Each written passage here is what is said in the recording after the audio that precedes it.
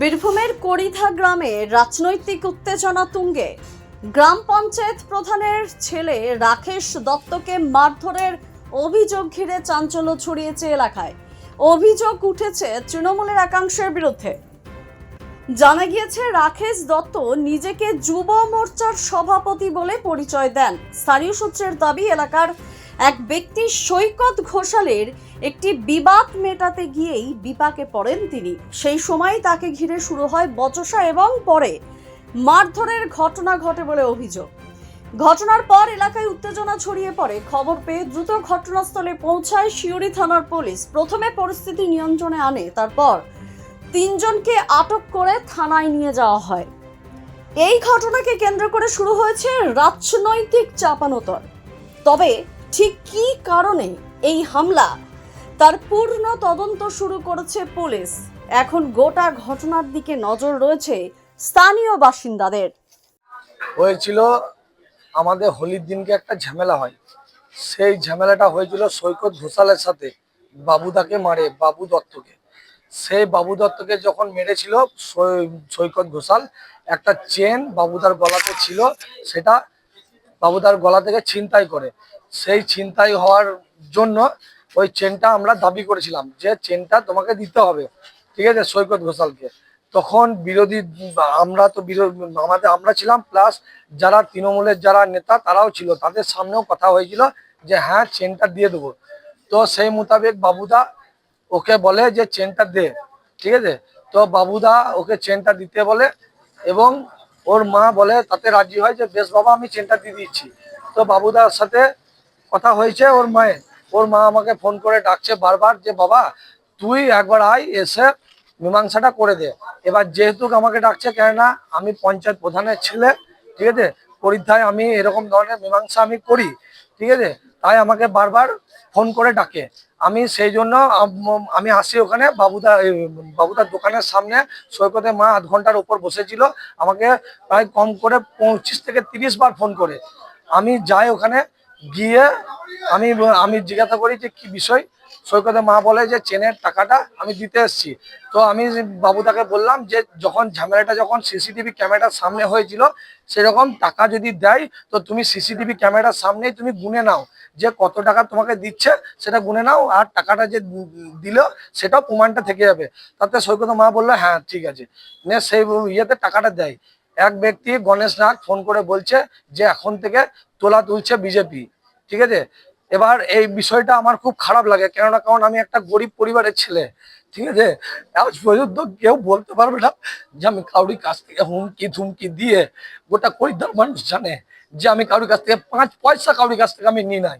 আমার গাড়ির তেল শেষ হয়ে যায়, তবু আমি বন্ধু বান্ধবের কাছ থেকে, নিজের বইয়ের কাছে 50 টাকা 60 টাকা তেল ভরে আমি গাড়ি চালাই, কিন্তু কারোর কাছে কোনোদিন কেউ বলে দেখ আমার নামে যে আমি কারোর কাছে টাকা নিয়েছি। এবার ও ফোন করে বলছে যে তুমি টাকা নিয়েছো, মানে শুভমকে বলছে।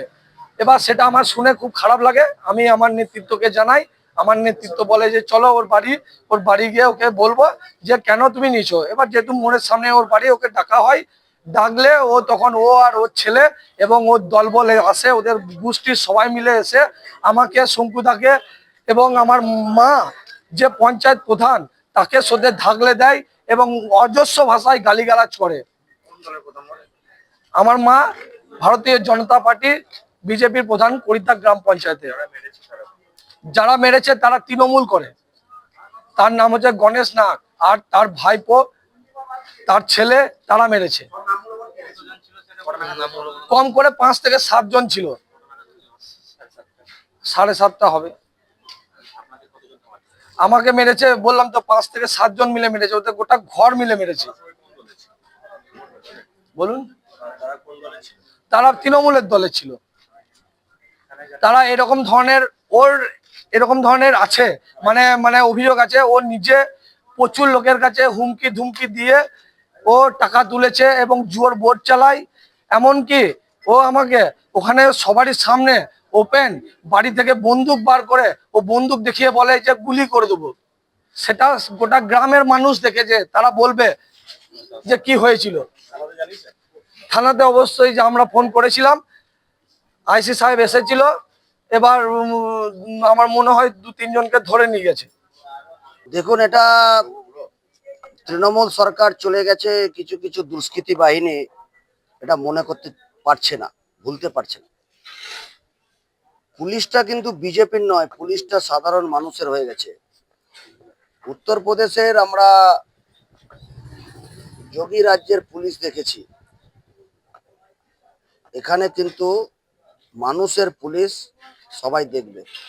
এরা ভাবছে যে তৃণমূলে যেভাবে সন্ত্রাস করে রাখতো সেইভাবেই এরা চাইছে যে এইভাবে সন্ত্রাস করে রাখবো। এরা মূর্খের স্বর্গে বাস করছে, এটা বিজেপি। এরা 2021 সালে যেভাবে ভায়োলেন্স করেছিল, বিজেপি কিন্তু এখনো কোনো ভায়োলেন্সের পথে হাঁটেনি, আগামী দিনেও হাঁটবে না। আমরা শান্তির বার্তা নিয়ে এসেছি, মানুষ আমাদেরকে আশীর্বাদ করেছে। কিন্তু আমি এই ধরনের নোংরা রাজনীতি থেকে প্রত্যেককেই বলবো, ভারতীয় জনতা পার্টির কর্মী কার্যকর্তা নিজেদেরকে সংযত রাখুন। এই ধরনের ঘটনা পুলিশ প্রশাসন দেখবে।